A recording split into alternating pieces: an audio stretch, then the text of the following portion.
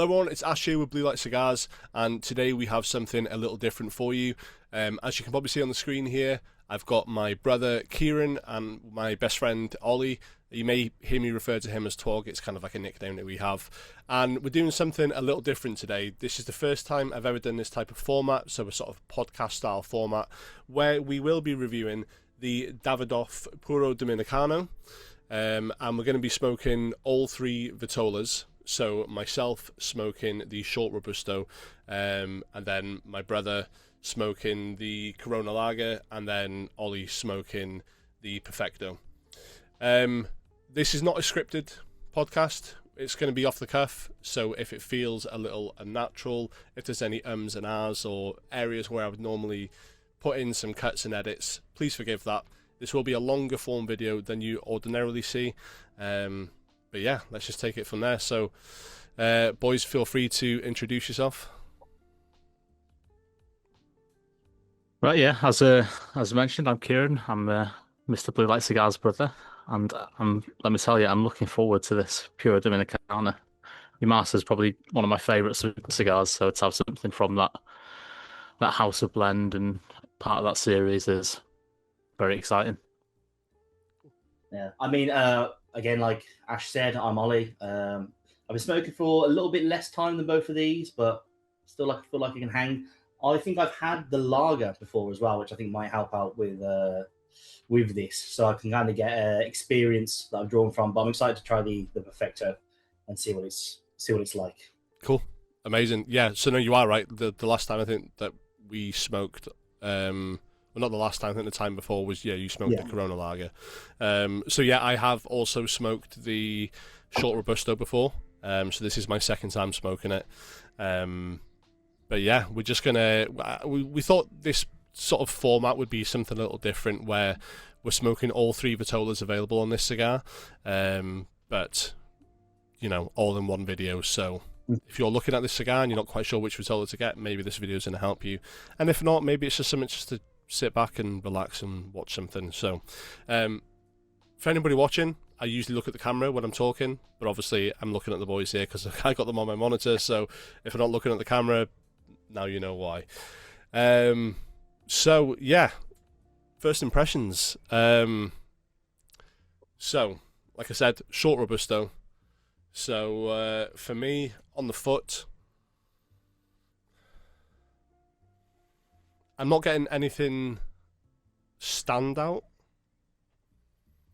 It's a very expected, traditional sort of just tobacco with maybe a little bit of sort of barnyard, like hay, that type of thing going on. Yeah, me personally on the nose, I'm not getting an awful lot, but Kieran, what about you? I mean, obviously I was having a smell of it before as well. I very much, similar thing, classic sort of cigar smell. I do get a nice bit of sort of cocoa, nice chocolatey aroma from it. It's probably a lot more if I searched a lot deeper, but sort of stand out. That's what I get. Cool.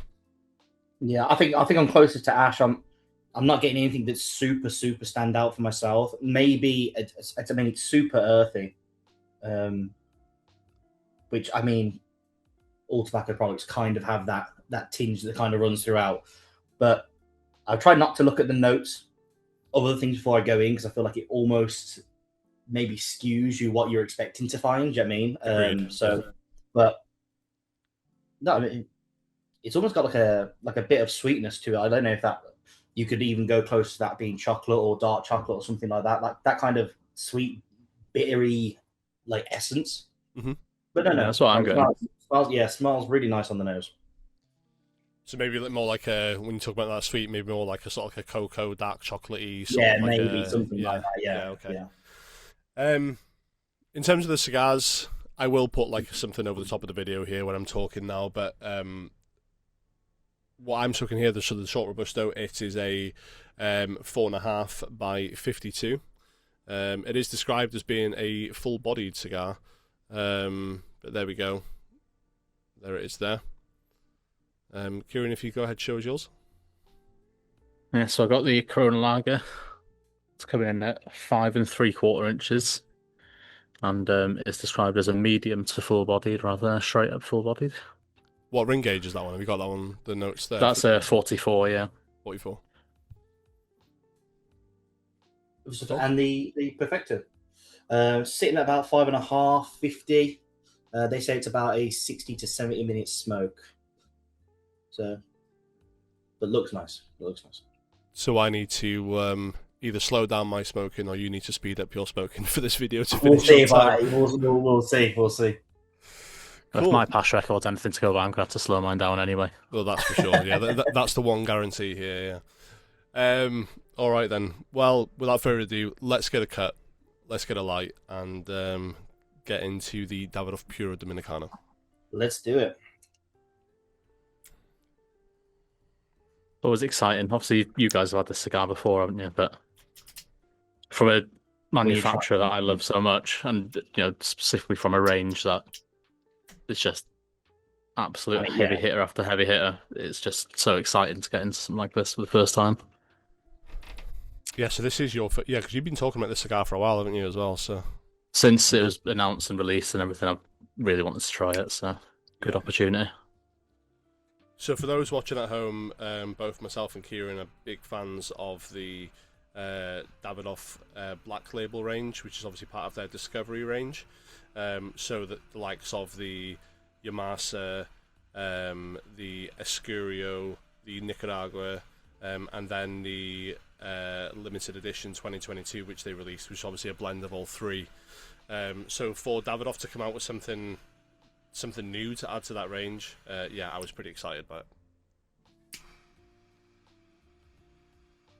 Yeah. Stranger yourself, you talk to the Davidoff Black Label range. I mean, you've smoked most of them, right?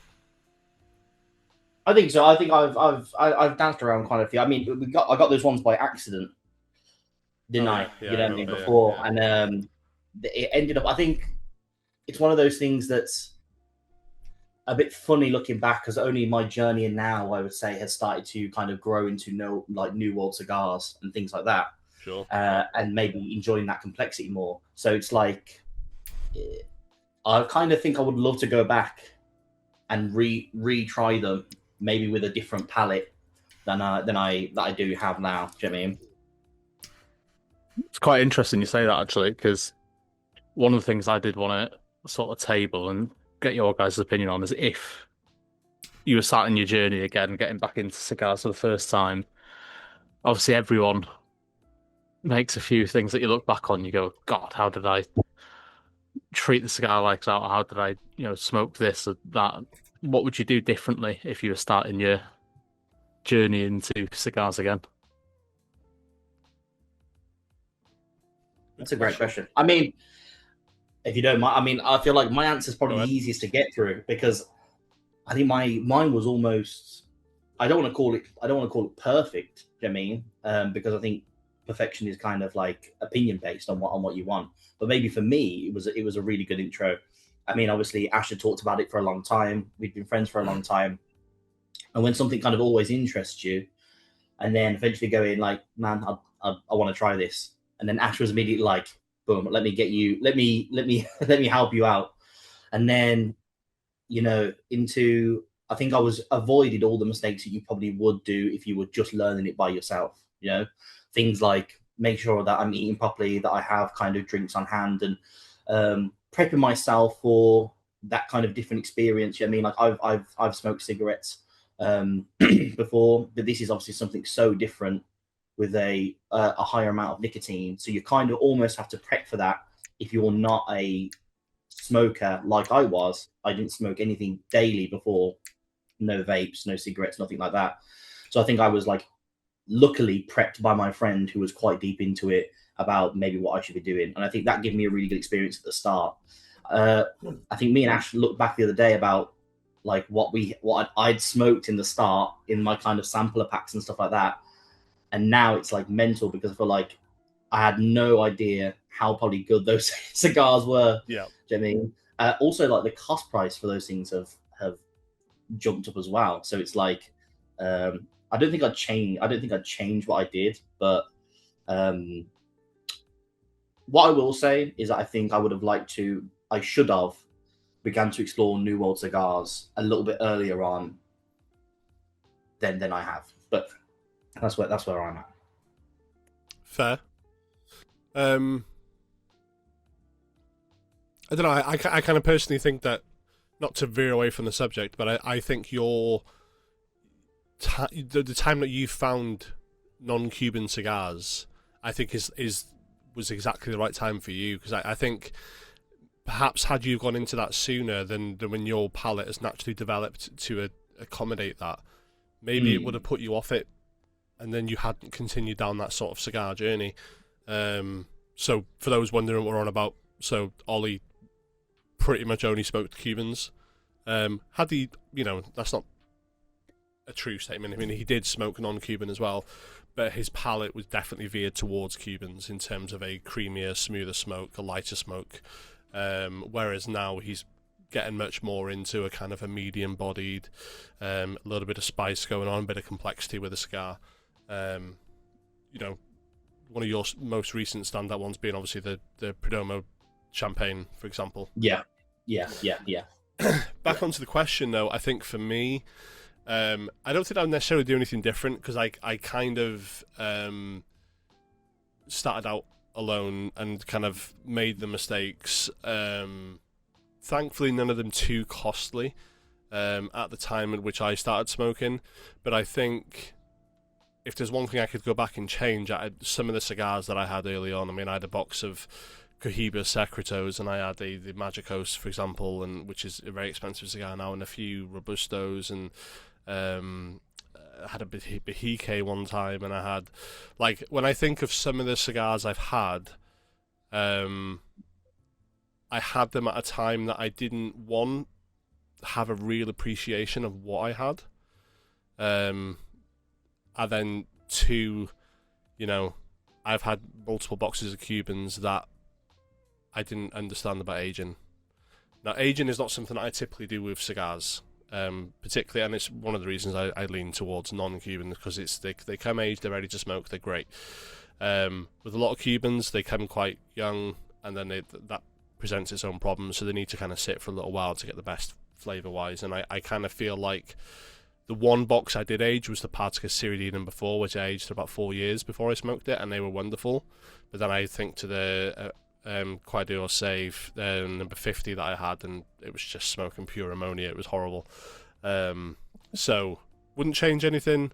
More just wish I could sort of go back and maybe just appreciate a bit more what I had at the time. Yeah, I feel that. I think I really feel that. For me, like I said, I don't think there's anything majorly where I go, oh God, I should have done this completely, because I mean it's all part of sort of finding out why you like cigars and stuff, and it is a bit of a journey that you go on, discovering more about them. It's a learning process as well, isn't it? I mean, there's a lot of things where I think back and just go, how were you so stupid to do that? Like, there was one time both of us, Ash, we started smoking at our dad's house, and we're like, all right, we'll put this out, rubbed it against the wall, and hop back to Ash's house after a few more drinks and just relit it, and it was literally like smoking pure ash. It was horrible. Yeah, it was the worst experience. It was a CAO Brasilia, just awful. And you think about stuff like that, or at the end of a smoke, absolutely crushing the life out of a cigar into the ashtray, and just having not the respect for it to die out peacefully. Little sort of etiquette things like that I think about. You sort of touched on it. I think if I was going to give myself advice again, when I sort of put my first orders in through various different online retailers, I was looking at cigars and it'd be like, that's got a nice price tag on it, I'll get that. That seems like good value for money. Or, everyone talks about this one online, but I wasn't actually looking what would suit my sort of flavour profile and where I was at in terms of, my palate at the time. So I think if I was going to give myself some advice as a newbie into the world of cigars again, it would be just to take a second, take a beat, have a look at what the tasting notes actually are, and is it going to suit my palate and where I'm at in terms of how I've developed as a smoker? Yeah.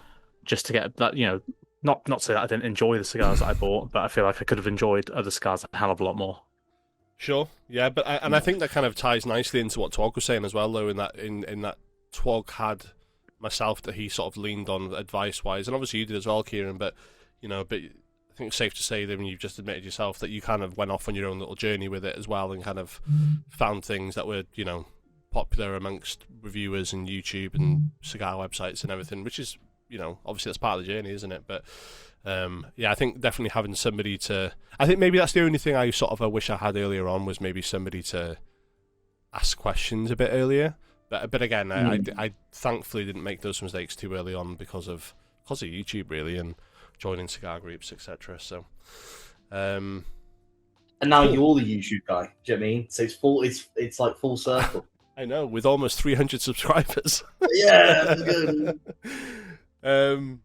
Cool. Well, we should be nicely into that first third. So, initial impressions, I guess. So, I mean, first of all, I think it's a great cigar. Like the Perfecto is. I don't know what I really expected going in. You know what I mean? I wasn't trying to base it off something that I had before, the experience that I'd had before. But it's so creamy. Like the draw's really beautiful. It's so creamy. And it's, like I'm not getting a super, super big hit of spice or anything like that. So it's kind of leaning into like where I kind of like, having just kind of moved over to New World, where I'm not then getting some big, super peppery spice hit, which is something that I don't like. I don't like that. Well, initially off a cigar, I don't like that. The start being creamy and kind of easing me in. There's like a little heat going on in maybe like the back of my throat, but no, like really, really, really nice so far. Really, really nice. Cool. Yeah, well, I 100% agree on one thing you said, that the draw is just impeccable. I mean, it always is the Davidoff, the Black Series anyway, but it's been absolutely perfect. No complaints. Not too loose, not too tight. It's perfect. I think for me, a lot of what I'm tasting is sort of on the back of the tongue. You further back, you're tasting, getting a bit of the black pepper, like you touched on. There is a sort of smooth. I'm not getting a creaminess per se, but it is a very smooth smoke. I'm not really getting a sweetness. Some almost leathery tones as well. Yeah. But cool. Yeah. So smooth for sure. I'm getting that. I am getting that slight bit of pepper that you spoke about, Twog, which is interesting. So I don't remember getting it the first time around smoking it, but first thing I would say is the smoke output is great, and there's a lot of smoke. It's a very thick smoke, which I really like in a cigar. Draw, fantastic. Definitely getting notes of like bread. Very. Like, say the best way I can describe it. The 50-50 loaf that you can get. Of Hovis. Yeah. The best way I can describe it, I'm getting that kind of, like, it's not quite brown bread, not quite that white bread. It's kind of like that 50-50 bread. Like, I'm definitely getting that kind of sensation. Definitely a bit of sweetness. I wouldn't say it's as far as, full on chocolate, but there's a definitely sort of a slight sugary sweetness going on. That's kind of all I'm really getting right now. There's not too much else. So in a nutshell, bread, bit of sweetness, bit of pepper. It's kind of where I'm at on the first third. So, and I touched on the YouTube short that I put up. So we'll get into a heavy one here.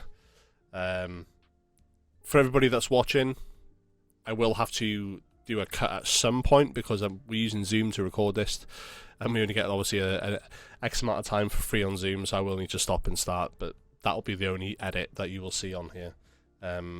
Everything else is going to be pretty much as we're saying it. So we're good for a minute. We've got another about 15 minutes at least, so probably enough time to cover this subject. So the generational smoking ban here in the UK, that was passed not too long ago. Thoughts?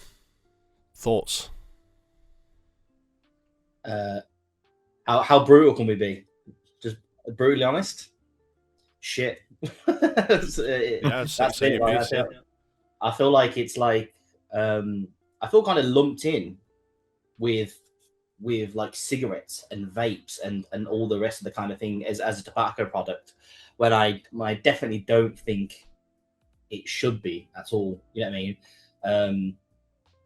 With everything, there's always the risk to what you're doing, but cigarettes especially have a much higher risk to things, and vapes with whatever chemicals are going into those. I don't touch those things. Do you know what I mean? With this, like I know what I'm getting. It's a vetted product. Do you know what I mean? That is pure tobacco. You know what I mean? And these is something that's been smoked for literally thousands of years. Do you know what I mean? In some form or another, tobacco has been smoked in some form or another. Correct. And I mean, I know we're touching on notes and all that kind of thing, but for me, like, I think I've never made it not clear that smoking cigars is almost like quite meditative for me, and therapeutic in ways. Do you know what I mean? So I feel like that, though I will never not experience it, because I'll always be able to buy a cigar, right?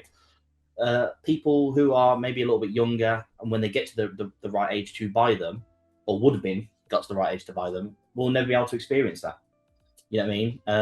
And there's so many kind of things that I feel like I've gained from it. You know what I mean? Either socially, smoking with my friends and talking with you lot, to then smoking alone and being able to kind of like take 45 minutes to an hour to sort out my own life. Do you know what I mean? Within that smoking that cigar. People just won't be able to do that. So that's where I kind of stand on it. Throughout all the descriptive stuff that I just said, it's a blanket, it's shit. So Yeah, I think it ties in a lot to the. No, I think ignorance is probably the wrong word, but for lack of a better word, I'll say ignorance. That sort of generally people that aren't associated, have had no exposure to cigars. I think a lot of people just view them as big cigarettes. yeah, And people smoke them for the same reason as cigarettes, and it couldn't be further from the truth. So, like, to be lumped in with, I mean, first of all, like, regardless of your thoughts on cigarettes and cigars and whatever, I yeah, think to take away the option completely from people who would be fully grown adults yes, is yeah, just ridiculous, right? Not to, go too much down a rabbit hole of whatever, but I mean, the fact that it has just been lumped in with cigarettes and vapes and tobacco products as a problem, and it, people will justify it with the stress that it's putting on our public services, the NHS and everything, through the the generational use of tobacco products and all the health risks that everyone's aware of when they get into it this day and age. But I would love to know the actual number of those cases that have been caused by long-term cigar smoking rather than, fully inhaling cigarettes, pack a cigarettes, day yeah, since you were bloody 13, or what a lot of them are. So the long and short of it, I think it's ridiculous to ban any sort of tobacco product, but to be lumped in, and it's clearly not understood by the powers that be, I think it's just because it's going to kill an industry. It's going to make thousands and thousands of people unemployed at some point, because it will get to a time where those people, the people that are going to be yeah, affected by this ban, they're going to be, or they would have been, the target market. It's going to do two things. It's going to put legitimate businesses out of business who, they've built their whole thing around selling cigars and merchandising cigars. And then it's also going to make something that the government try and fight against, and it's like a black market. People, if they want something, they're going to find a way to do it. Yeah. yeah, 100%. Yeah. Agreed on all points mentioned. Again, I don't have the statistics to say what the long-term implications of smoking cigarettes have been, statistic-wise in the NHS versus other public health interests, whether that being drugs, alcohol, etc. What I can say is through previous occupations is that I've seen more people in A&E on a Friday and Saturday night through being drunk, whether being so drunk that having a stomach pumped, that's the word I'm trying to look for, or alcohol-related injuries through fighting, falling, etc., whatever it is. So when I think on the demand on the NHS and emergency services as a whole, alcohol for me is surely a much bigger problem, which is relatively unregulated in comparison to tobacco within the UK, from both a how you acquire it and a price point as well, and taxation on there. You know, alcohol in the UK relatively affordable. Trying to smoke in the UK, very difficult. So, yeah, I've got a big issue with that. Big issue with what it's going to do to retailers. With you know, in terms of what it's going to do to the cigar companies itself, probably very little. I might be wrong on that. I think, particularly with non-Cuban cigars, the USA has such a dominant hand in terms of the, you know, how many they buy of Nicaraguan, Dominican, Honduran, whatever, Ecuadorian. They smoke so many of them that I don't know how much the UK, the loss of that eventual market in the UK, whenever that time comes, which is obviously a very, very long time away. I don't know that will have too much of an impact. Perhaps Cubans, depending on what happens with the current situation. But yeah, I think ultimately it's not a good thing. It's controlling what we can and can't do as adults, which ultimately I'm not a big fan of, without getting too deep into the politics side of it. I have spoken to some people that work as retailers, and there's other things that are coming into place, like how far a tobacco business is, or particularly a tobacco business that has a sampling lounge is from public buildings. So if there's like a school across the road, for example, then you can't have any sampling outside the front of a building if it's going to be within 10 meters of a school or something like that. So there's so many things that's kind of come into it, and I think ultimately, what a mess. I don't know how we got to this point. A country that was, you know, we had MPs smoking cigars in the Houses of Parliament at one point in time, and you know, and now it's like, it wouldn't surprise me if they still are, to be totally honest with you. But yeah, I think you know, to touch on what you've both said, I think a complete lack of understanding on the product is a major issue. But yeah, I'm going to do a quick cut here, and then we can sort of pick up on this point again, just so I can restart the Zoom. Right, there we go. We're back. Hopefully the edit that I do when this comes to YouTube, that wasn't too abrupt. But yes, to close off unless anybody's got anything they want to add with regards to the generational smoking ban, I think the only thing I didn't say before that I would like to add now is that it makes me sad that you know, my kids, when they're adults, you know, if there's any kind of celebration event in their life that I would ordinarily smoke a cigar, I just think it's a real shame that I'm not going to be able to do that with them.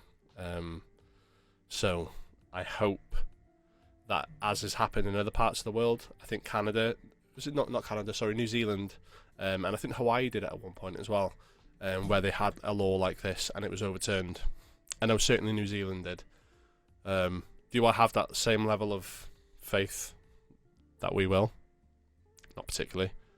Do I think it opens the door to more restrictions beyond smoking? Yes. Makes me sad. I think it's a sad day for the UK. Yeah, go on. Kieran.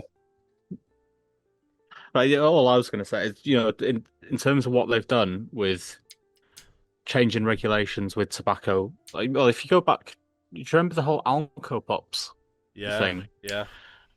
Where the response to it was so different. They said you can't make these so delicious and enjoyable to young people because it's going to be detrimental to public health. Yeah. So they changed the way in which you have to manufacture the product, and they did it to an extent with tobacco products, where they said no more menthols, no more menthol filters because it makes it too appealing. They got rid of the single-use vape epidemic. Let's call it what it was. Mm-hmm. It feels like a hard. They've obviously been moving towards it for a long time, but it feels like a hard pivot onto right. That's enough of that then. Yeah, but you can't have any of it now. I think that touches exactly into what Ollie was talking about though, in terms of the lack of understanding, because the Americans did it right. I mean, obviously there's been the whole battle recently with Cigar Rights of America, which like Rocky Patel and a few others, sort of took the lead and won. They went against Congress and won. And that's to distinguish the difference between a premium cigar and a regular tobacco product. That they couldn't be further from it. Like a premium cigar, a hand-rolled premium cigar is, I don't care what anybody says, it is a work of art. Like, not only from the actual agricultural side of it, from the growing, etc., and then the aging, fermenting, drying, and all that kind of stuff, but you watch these people actually roll them, it is art. Yeah. You look at some of the presentation 100%. behind the boxes, etc., it's art. Like, these are true masters of their craft. And they can't be lumped into the same thing as like a sweetened cigar or a cigarette, or do you know what I mean? Like, it's and I think you've both touched on it. It is a lack of understanding, lack of education on the subject matter. And like you said, ultimately I think what we're going to end up with is a unregulated cigarette product at some point down the line, which is going to be an opportunity for people to make money illegally, criminals, whatever you want to call it, whether it's overseas, important from overseas. I mean, the people always find a way of getting what they want, don't they? And ultimately, if it's not regulated and controlled within the UK, who knows what people are going to be smoking, and who knows what health risk that is then going to pose, and what demand that's going to put on the NHS. But yeah, very sad for the consumer. Makes me sad for the business owners. Twog, you were talking about your local tobacconist there in Birmingham, who's been running since the 1920s. 1920s. Like we were just saying in that kind of break that it's like over 100 years of the same family running the same shop of generations, and that will come to an end because they've been lumped in. I mean, they don't sell cigarettes. Do you know what I mean? They sell pipe tobacco. They sell cigars. And obviously all the accessories that go along with those. It just feels. I think, Kieran, when we touched on it like just a second ago about the alcohol things, right? When you're doing stuff and the vape ban, right? When we're doing stuff to protect children, right? I'm all here for it. But what child is getting their hand on a £30 to £70 cigar product that they go, nobody's doing that. I've never caught a kid in the park smoking a Davidoff. Let me tell you that. I've never done it. Yeah. I've never done it. So yeah, spot on. Anyway, I think this is a topic that we could speak for hours about. Yeah. So we'll move past it. But I did have a question for you all, actually. What made you fall in love with cigars, right? So was it a particular cigar? Was it an experience that you've had, like maybe somewhere you smoked? So I'm going to put this to you first, Twog. What was that moment? I think I've kind of got like two. There's like kind of two moments, and they're both quite starkly different. One was when it was like 3 a.m. I've told this to you guys many a time, but like 3 a.m, rains up the window. I was smoking a cigar. You know what I mean? There was various heavy things going on in my life.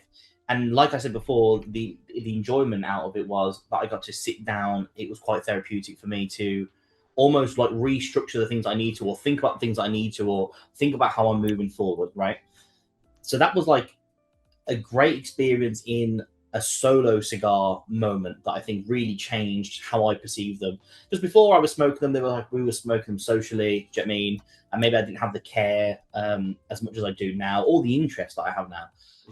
But when I had that, it really was like, oh, I could definitely do this when I really need to, do you know what I mean? And take that time to restructure my time and sort my life. The other time was much more recent. When we was all together and we was all at that hotel, and I smoked the champagne, and it kind of like changed the kind of like a visible change in my own palate to what I was liking and what I was enjoying. It kind of felt like it changed into a new journey, new bit of the journey for my cigar smoking. And that was such like a good weekend. You know what I mean? All of us just hanging out, smoking, having a laugh, doing all the things that we did. Just, you know what I mean? We was messing around and playing blackjack and all that kind of stuff. Not that specifically, but the whole weekend. Sure. Yeah. Was just that weekend so as an good. experience type thing. Exactly. Yeah. And so getting to enjoy that with friends, getting to enjoy the cigars. Me and you, Ash, we went into that cigar place. Do you know what I mean?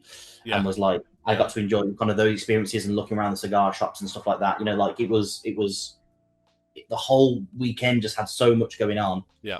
And then when I was able to sit down with my friends, my mates, and smoke that cigar, and then go, Jesus, this is such a good cigar.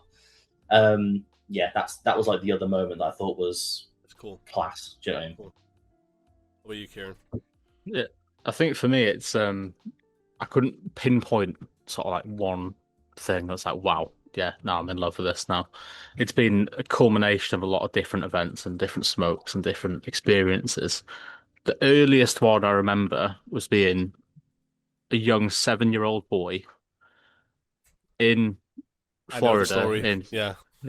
In downtown Disney, as it was called, and it's Disney Springs now. There used to be a tobacconist there. Careful, Kieran. You're making an argument for the generational smoking ban here. But you wanted to go into the you wanted to go into the humidor and have a look at the cigars. Yeah. On our family holiday, and I wasn't allowed in there because, it's too young. Yeah. But there was a man. He had like a thick New York accent. He was sat on a Chesterfield in a 3-piece suit with a fedora on, legs crossed, leaning back. I don't know why I'm miming out. I've got a cigar. And he looks over to me, and I'd just been to the Goofy sweet factory next door, and I had a bag of sweets. And he looked at me and he went, "Hey kid, you got a jelly bean for me?" Genuinely top 5 coolest things I've seen in my entire life. So I think from then I was like, that's wicked. Did I decide that I was going to be a smoker then? No. But did it come sort of full circle when I, eventually did get into cigars and sort of sat there thinking about that? 100%. I think if we're going to talk about particular cigars that I smoked along the way that really made me think, wow, I like this flavor profile and fall in love with a particular sort of blend, was the Monte Cristo No. 2. Okay. One of the few really, really good ones that I've had that, you didn't have to age or anything. The sort of peppery notes and what I experienced in that cigar really changed. Because I'd been smoking, Monte Cristo No. 4s and a few different select cigars before that, but I think that was the first cigar where I was like, wow, this flavor profile really suits me. And then it sort of opened me up to thinking more about, well, maybe I should look at different cigars that suit me. And then I think that plunged me a bit deeper into it. And then a more recent one was our trip to Leeds, Ash, where we smoked in the Davidoff Lounge there. Yeah. Just excellent paired whiskey. Sat there, 3 of us having a good smoke, good chat, and what was a couple of hours felt like 10 minutes. It was just one of the most beautiful experiences. And then obviously every time we all get together and have a cigar weekend, they're just the moments that you look for. And I think just the culmination of all those things, when I think back and go, that was amazing. I love this. I love that. I love this. And it all just reminds me why I enjoy this as a pastime. The fact that, like you said, whether it's dealing with personal issues, like you said, Twog, or putting the world to rights, it's 45 minutes to an hour and a half of I'm doing this thing and I'm going to enjoy conversation, or I'm just going to enjoy this one thing. No outside distractions, rarely on my phone when we're having a smoke. Just sort of living for that moment, and it feels like a big breath, and you feel the weight sort of come off your chest, especially in the times where you're more stressed and you've got so much going on in your life. It's just that breathe. It's just Yeah. everything about it is just so enjoyable. Totally agree. Yeah, I've got like a few moments. I don't think it's just one, pretty much like you've all just said. For me, like if I was to pinpoint a particular cigar that had made me go, holy shit, like that was incredible. And I'm not just saying it because we're smoking a brand right now, but you both know this. For me, it was the Davidoff Nicaragua. I had the Davidoff Nicaragua in Toro, and it was the first cigar that made me go, wow, that is just totally different to any other cigar I've had. Not only from a flavour point of view, but from like the draw, the construction, the everything about it. It was one of those cigars that was a turning point in me thinking about cigars a bit differently. In terms of those moments, I agree. Like every time that we have one of our weekends where we get together and smoke, it's something that just makes me fall in love with this kind of hobby, passion, industry. The whole works that much more. Because you're right. Hours can feel like minutes because you're engaged in conversation, and it's a time where, like you said, you're not on your phone, you're not doing other things. There's something about everybody smoking a cigar together that just kind of locks you into a moment, into a conversation, and I think that's super cool, and there's a lot to be said for that. Some of my standout moments for sure would be Corona Cigar Lounge in Orlando in 2022. Where myself and Kieran, we met up with my friend Eric Padron out there, and Lauren, and there was a couple of other people out there, Edwin, for example, and we were in this lounge on International Drive in Orlando, and it was my first time being in a proper, like, American cigar lounge, and the people in there were just the best. The bar staff were amazing. The people in the store were amazing. Getting to walk around the humidor, that was like a really big moment. Joining cigar communities like the Zoom Cigar Bar that I joined, that was like a big one early on as well. Sort of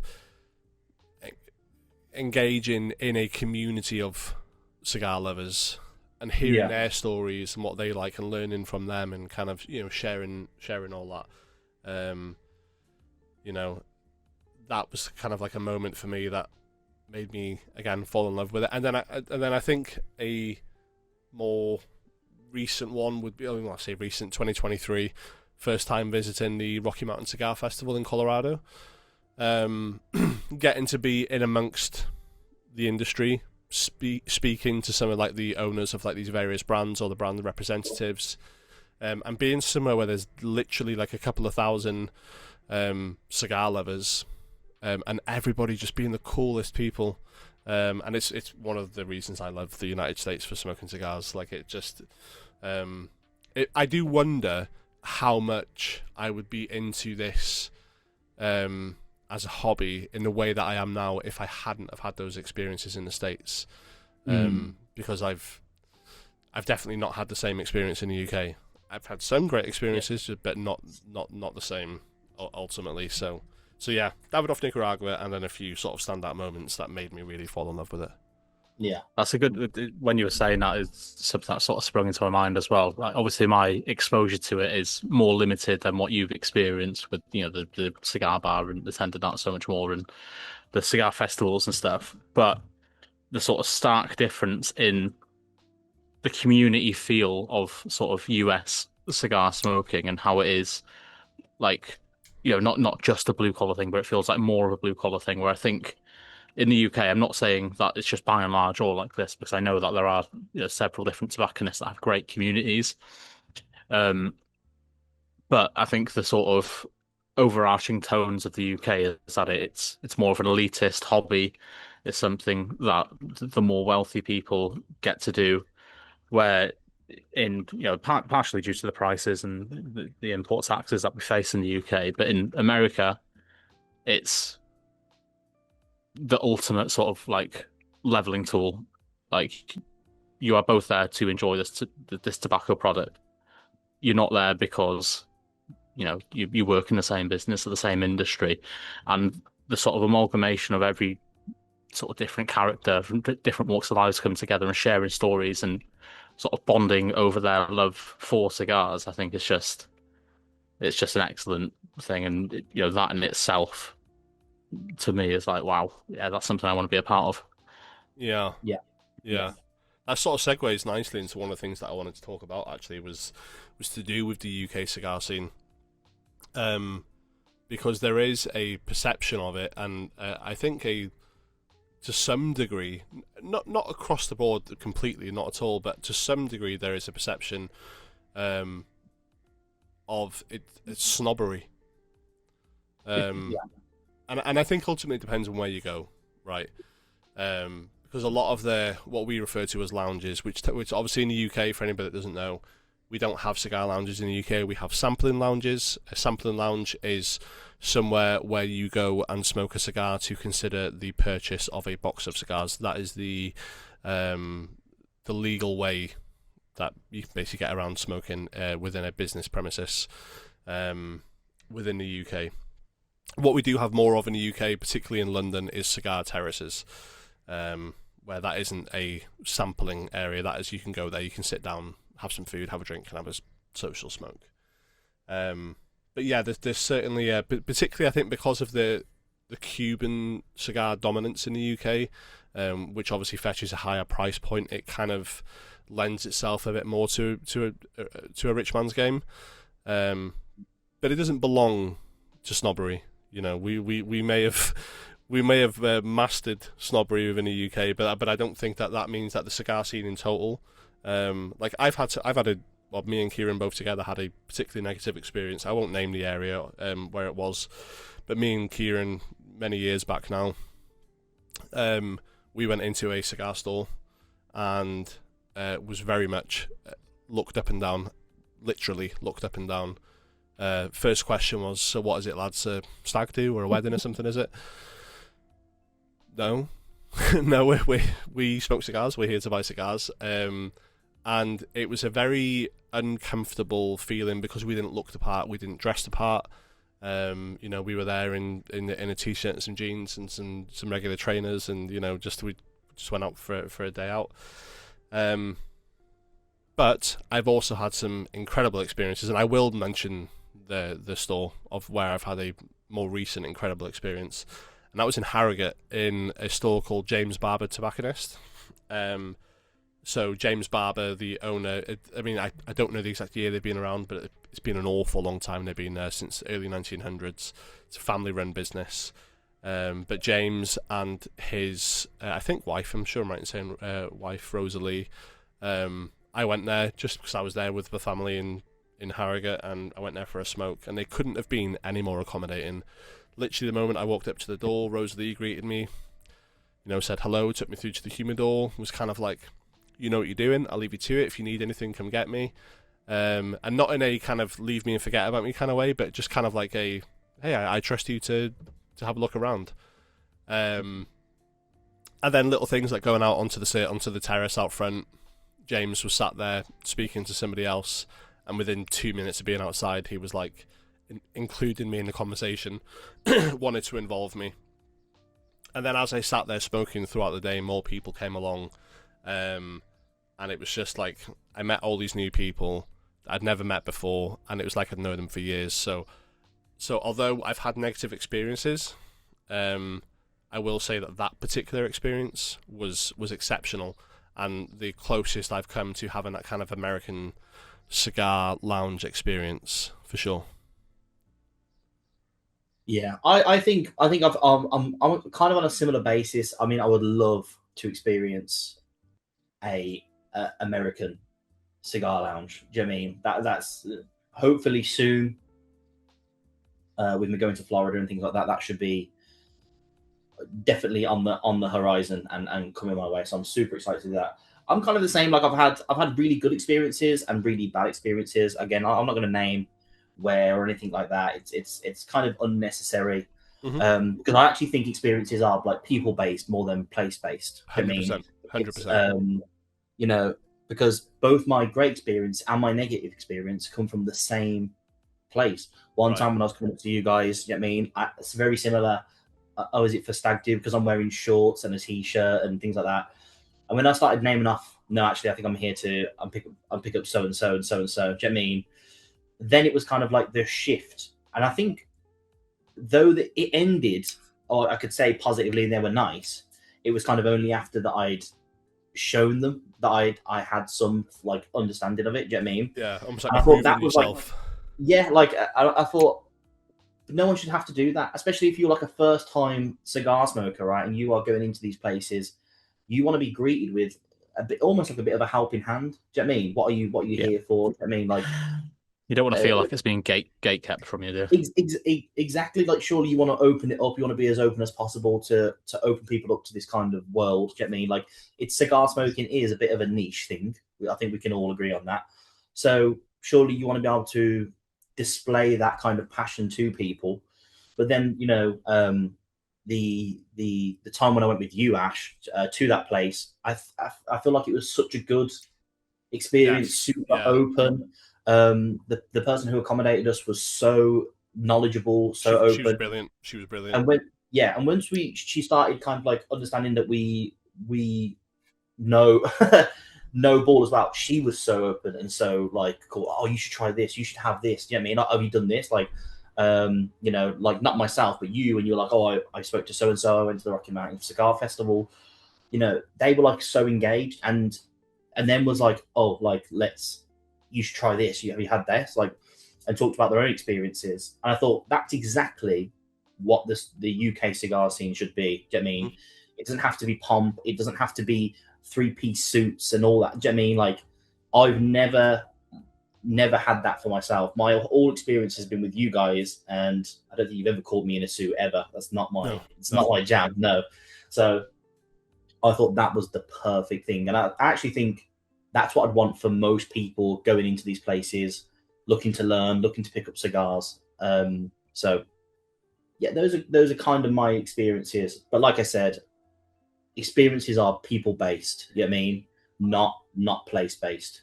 Mm-hmm. So I totally agree. Equally, I don't want it to seem like I'm kind of hammering down on the snobbery side of it, because ultimately, like, in, you know, there's a place for it all, right? Depending on your social circle and sort of and the kind of, you know, what you move around in. You know, I think people see these videos online, the likes of, you know, like when they watch like Kirby Allison videos or like Davidoff London and everything, and they're amazing. Like the quality of the content, and look, I watch that stuff for hours on end. I love watching it. But that isn't the social circles or the cigar circles that I kind of move in. Yes. So what's been cool about me being on Instagram more and doing this YouTube thing, it's like I've kind of got to meet like a different type of UK cigar smoker.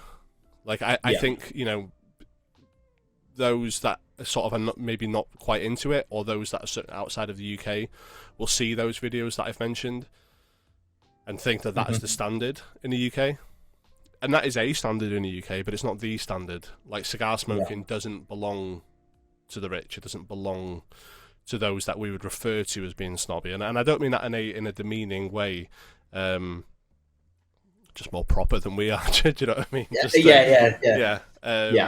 And I think the cool thing about cigar smoking is that, like, ultimately, whatever your background is, we're smoking rolled up leaves. When you boil it down, we're smoking rolled up leaves, and that's for everybody. You know, if you can find a way to enjoy it in a way that you enjoy it. It doesn't have to be in a particular way. So, I guess I kind of wanted to raise this point because, like, anybody new to cigars or looking to get into cigars and I kind of maybe a bit intimidated by that scene, then I think just literally just throw yourself into it because you will find your people within cigars.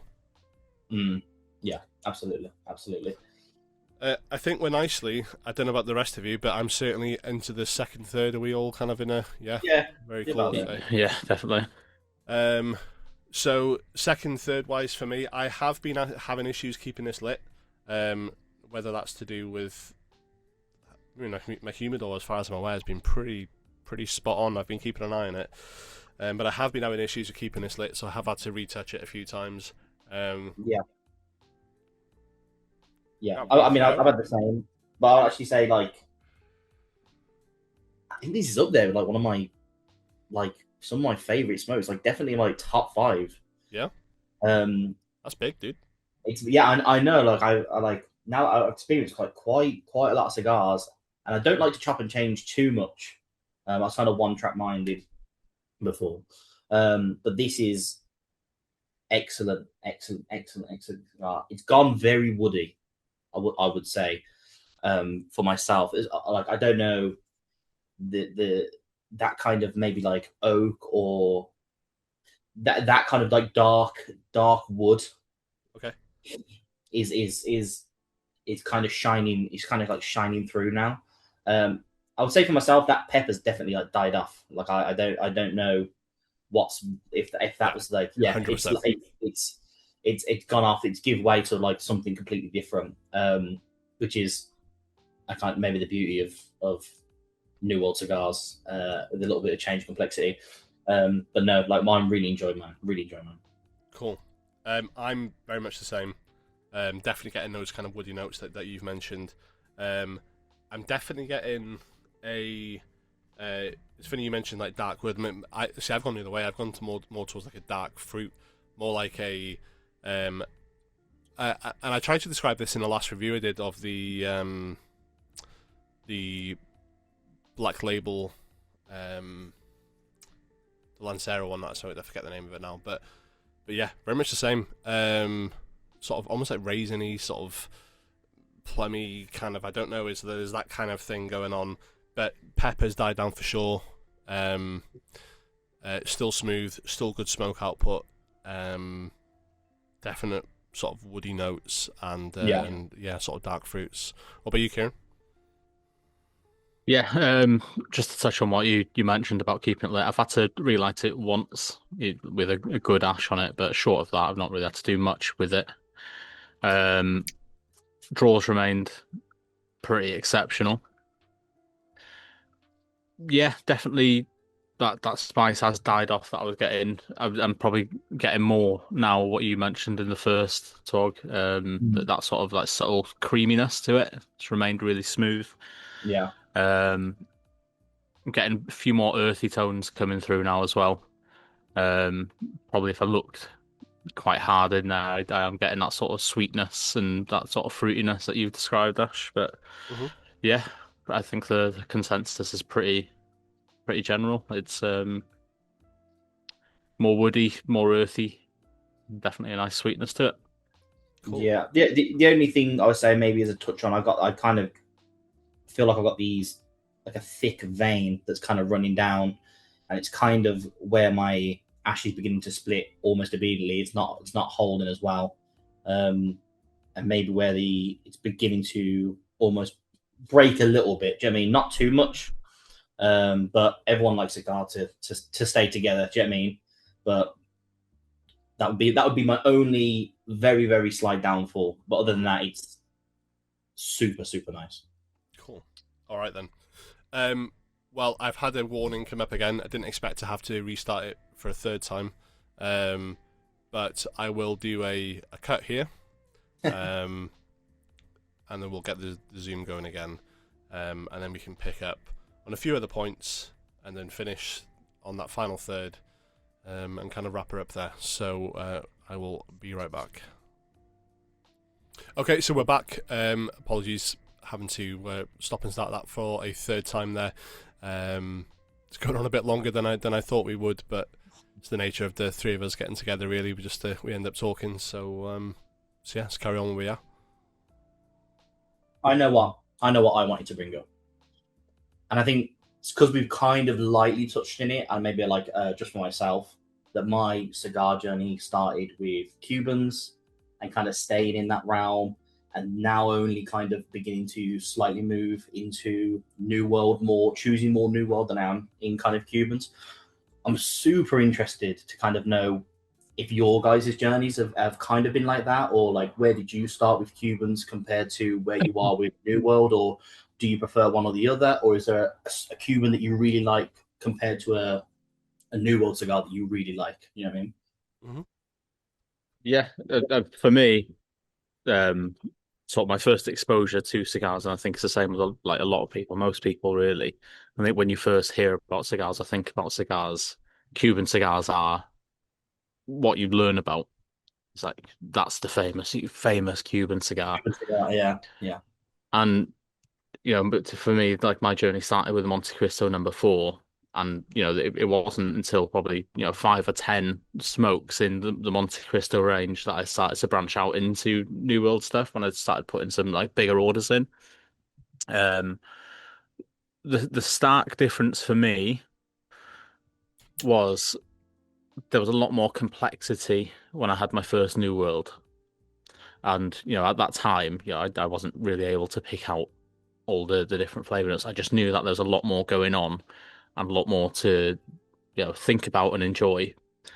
Um, Personally, where I'm at now, I only really consider buying New Worlds for a lot of the reasons that Ash identified earlier. The fact that they come pre-aged. It's not a case of I'm going to buy this and I hope to enjoy this in 3 years when I've had a good age in it in my humidor.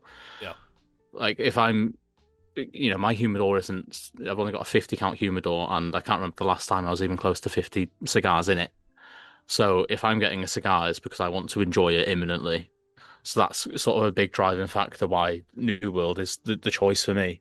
But also the fact that the last few times I've had Cubans, I've had a lot of problems with them, tight draws, for example. And I think by and large, I just don't get the same sort of issues with New World cigars. I think generally they're at a higher level, and not a very, very, very good Cuban might absolutely blow them out of the water. But I think if you're looking for a consistently good smoke, you're more likely to find it if you go down the loop of New World. And that's sort of a big factor for me. Just that, I don't have the resources to get a box of cigars or a few different Cuban selections and go, right, these are for the future. Because if I'm getting cigars, they're for now. Yeah. Yeah, I think that's well put. I mean, obviously, both definitely have their place. For me, very early on, the switch from Cuban to non-Cuban wasn't even necessarily the price point, because at the time that I started smoking cigars, I'm not saying Cubans were affordable. They were still UK prices, but they were certainly a lot cheaper than they are now. Mine was purely down to flavour. You're exactly right in terms of the age side of things, and there's the cigar collectors that love all that stuff, and that's great.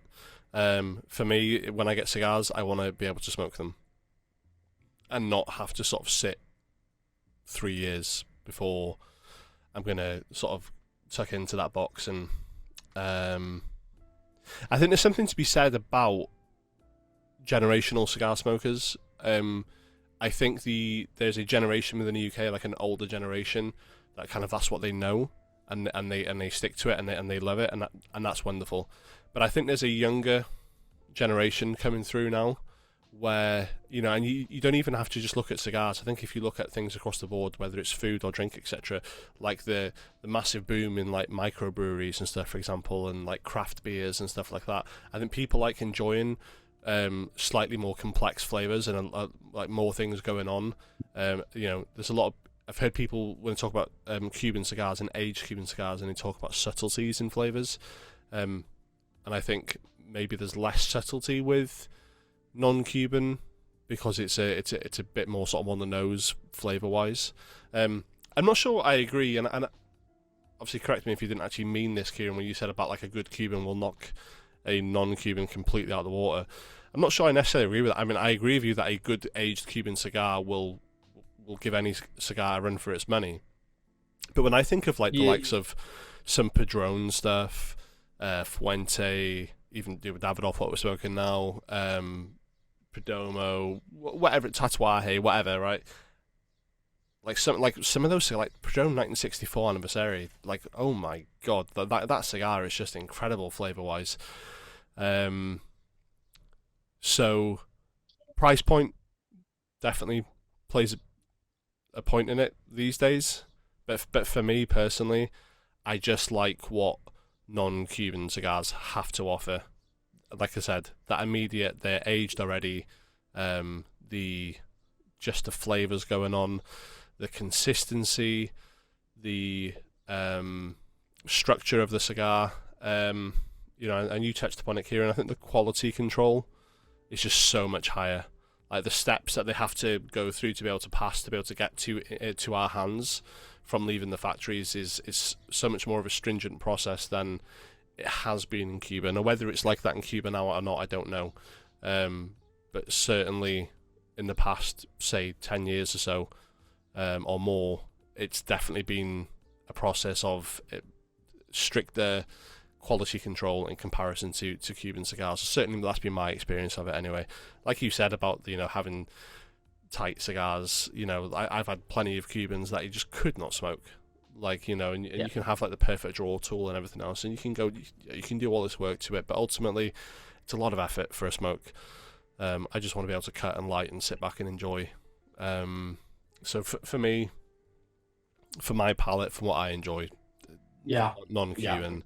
In particular, I think Dominican. I definitely lean more towards Dominican. Is a big thing for me. Yeah, absolutely. Yeah, I think I didn't mean it in the sense that a really good Cuban is just going to blow any New World. I think for the standard that New World sets, I think it has to be a particularly good Cuban with a good age on it. Sure. And a good construction to really actually give it a run for its money. I think, by and large, they are just better quality out of, the New World scene right out of the box. Well, I know from looking at all of our cigars, and obviously we have been smoking a bit, off camera, I'd say off recording, I should say, in between the recording sessions. I know we are all nicely into the final thirds, as you can see there. So for me personally, on the final third, that pepper that was present in that first third died down in that second third, completely non-existent in the final third for me personally. It's a lot smoother, it's creamier. I'm still getting a bit of that wooden fruit. That sweetness has died down a little. I think maybe that bread has been quite consistent for me personally. But otherwise, I mean, other than the difficulty I had early on with keeping it lit, for me it's been a wonderful cigar, and certainly one I would get another one of. Yeah. Largely the same. I think where I've not had that sort of pepperiness come back from the first third, I'm definitely getting spices. Whether it's like peppery, it's not so much that, but it is like back of the palate, sort of more intense, deeper flavor. The sweetness is more akin to like a dried fruit. I'm getting smoothness has remained. Yeah, just a exceptional smoke, and one deserved of the Black Label range. Absolutely. I mean, for me, this was definitely the better of the two that I've tried. Consistently good smoke throughout. Really enjoyed the cream towards the start. The pepper for me kind of died off. I think I would have maybe enjoyed it a little bit more, because now it just feels like the same smoke from one to the other, which is absolutely fine. But I felt like with the other one that I had, it was maybe a tiny bit more punchy than what I've got now.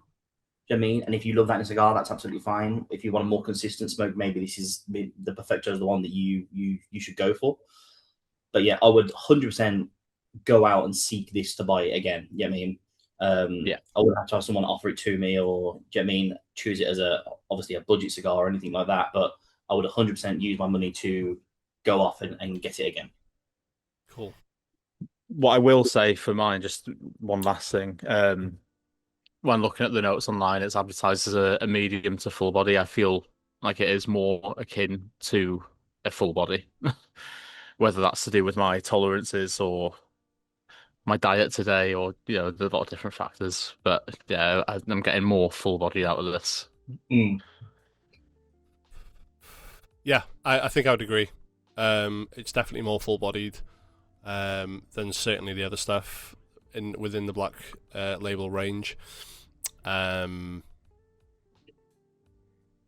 think the current price point within the UK, I think it's a fair price point. It's difficult to call anything a fair price point when you're comparing it to what I know I can get it for, like in the States, etc. Yeah. But I think like the introductory price that it currently is in the UK, I think it's a fair price point when you compare it to other cigars that are currently available. When you think about not only the flavour but the quality of the cigar, I think it's right there. Definitely one to pick up and try, and certainly I've not tried the Perfecto, I've not tried the Corona Lager, I've only tried the Short Robusto. So those are both cigars that I'm going to be looking to pick up for sure. Absolutely. All right then. Well, I think we're all pretty much at that point where we're going to start burning our fingers. So we will finish this. When we're not in a recorded environment, we can sort of relax a little bit more. But gents, both of you, thank you very much for giving up your time today and chilling with me and doing this video. I appreciate it. Absolutely. Yeah, thanks for having me on. Anytime. Amazing. Well, anybody watching on YouTube, whether it's YouTube or Instagram or whatever platform I end up putting this on, thank you for sitting with us and watching. If you have made it all the way to the end, if you can consider giving the video a like and subscribing to the channel, it means an awful lot to me.